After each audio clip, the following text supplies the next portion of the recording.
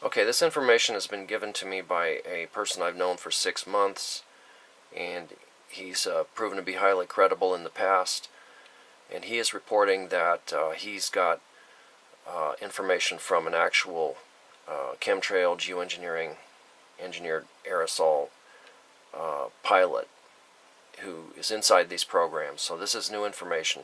You can also find this posted on geoengineeringwatch.org, Dane Wigington's site.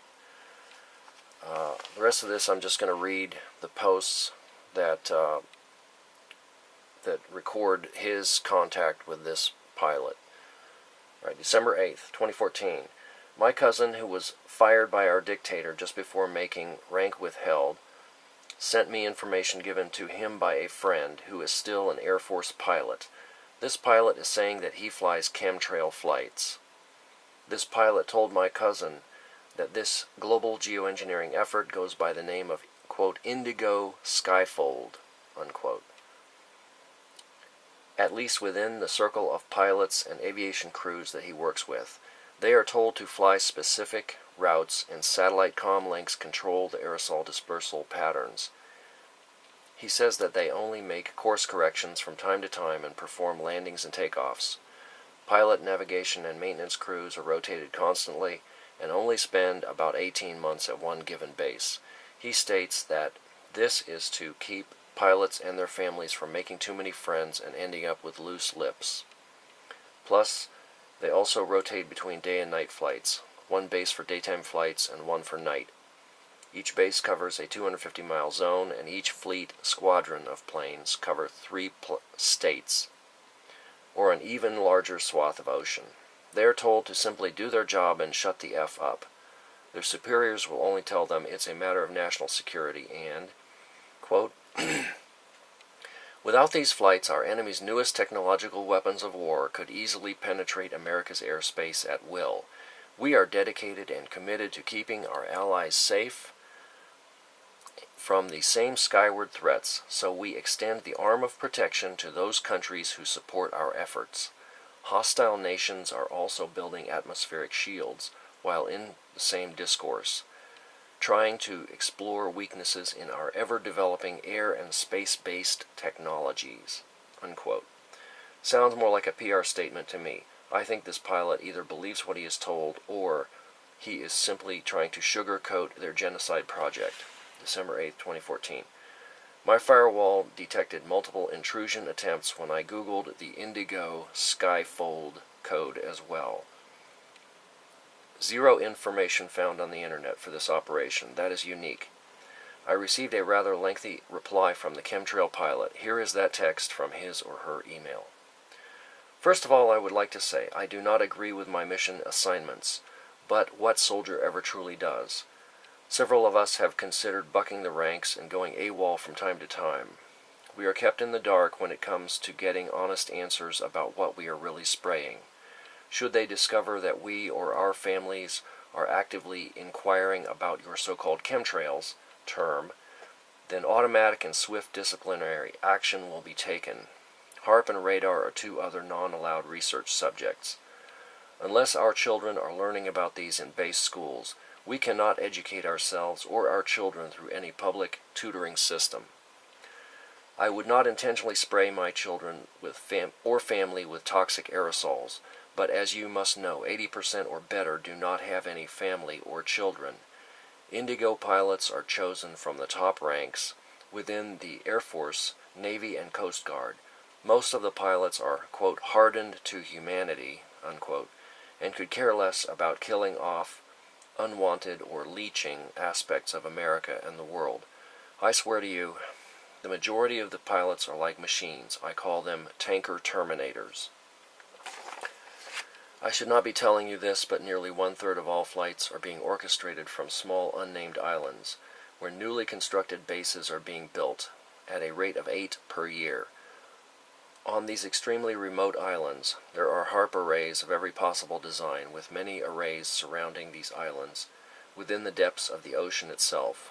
The Navy has developed sophisticated underwater construction technology that allows fully autonomous robot submersibles to travel great distances and even manufacture parts for these massive underwater arrays as they progress across the open sea floor. Every time that you see or hear about military exercises at sea, they are basically there to give support and resupply their army of underwater robotic minions. There is possibly one aquatic robot per plane, and will soon be double that. You will never be able to Google Earth search any of this, other than an occasional error in blurring some island bases or smudging images of underwater arrays. It is impossible to locate all these artifacts. They even paint fake clouds over some of our island installations to keep prying eyes away. I have been shown some of these images by civilian friends. That is the reason I know this. I completely understand your concern for human safety, but here is the kicker. We are shown videos in our training of catastrophic destruction to our homeland by very sophisticated weapons, then told that these will be the consequences if we don't fly. Our efforts in building a defensive atmospheric weapons shield are the only missions of its kind in the world. We are paid more than any other pilot for our service, other than Air Force One pilots, who make as much or more and are kept in a dark secret world for their own protection. They tell us that secrecy is our protection and not to listen to any public rhetoric. We all know about cyber program Flashpoint, or FP-03, as it is known within the veteran community. This program is a self-destruct sequence that can be remotely activated from any ground, water, underwater-based, or other air mobile unit. The signal is encrypted through 3 satellites and cannot be jammed or blocked. At any given moment, you could have only 15 seconds to make your peace with your God. They tell us that FP exists to keep planes from accidentally going down in heavily populated areas. They can remotely detonate our planes over safe zones, but in the back of your minds, our minds, we are pretty sure this is a fail-safe program to keep pilots from turning over assets to any public, private, or civilian authorities. Have you ever seen any member of the crew survive the few crashes that have occurred? Every plane that has gone down was completely destroyed for good reason, I'm sure. We risk our lives in more ways than one every single time we fly, especially night flights. They are ordering us to fly at lower and lower altitudes. We feel like massive Dark Force Empire crop dusters, and know that one night Bubba or Billy Joe will fire their long rifles at us when we spray their moonshine-making operation or pass over an illegal Mary Jane crop. I know for a fact that some planes have been shot at and subsequently brought down by mostly Russian, Chinese, and Korean weaponry. But the media will never cover these events, as they are not allowed to report on our flights either. That must be true, for I have yet to see a detailed or in-length report of our missions on any public venue, other than conspiracy shows and anti-government websites.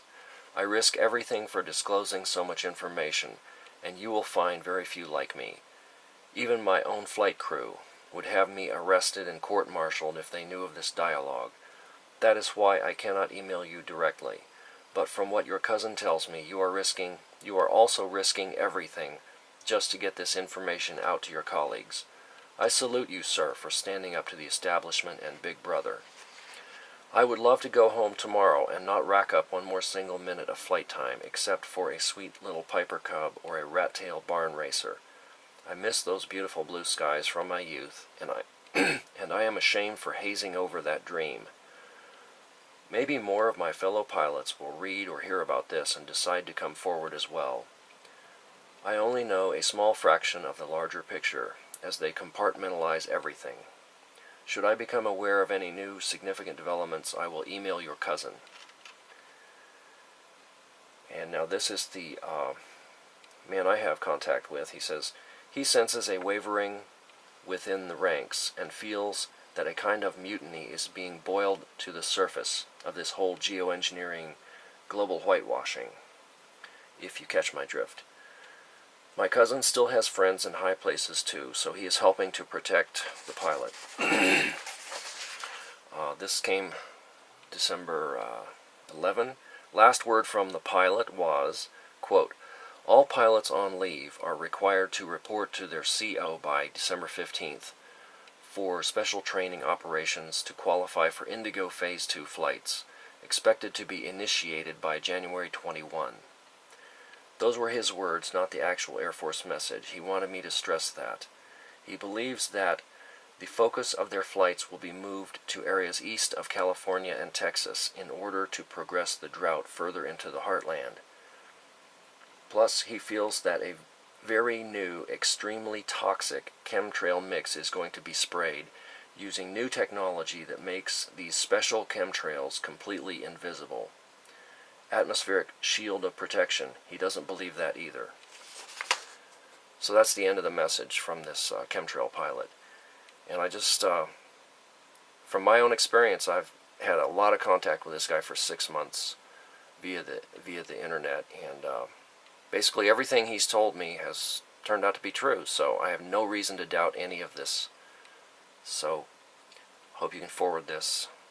This also points out how difficult it is to fight this program, because the people inside the program are not subject to public opinion or public information sources.